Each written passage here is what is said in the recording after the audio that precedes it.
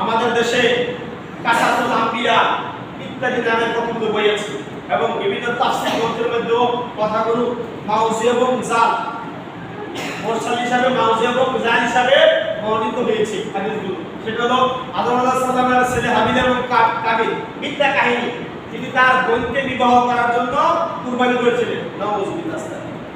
একটু আগে যে কোরআনের অনুবাদ করলাম তার সাথে মিল আছে? কোনো মিল নাই।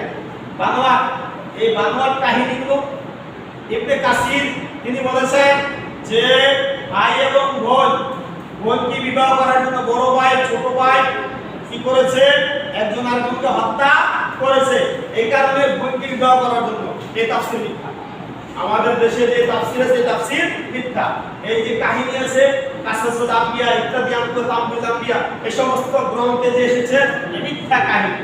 আল্লাহ রাব্বুল আলামিনের কোরআন সরাসরি বিরোধী, কোরআনের আয়াতের ব্যাখ্যা বিরোধী।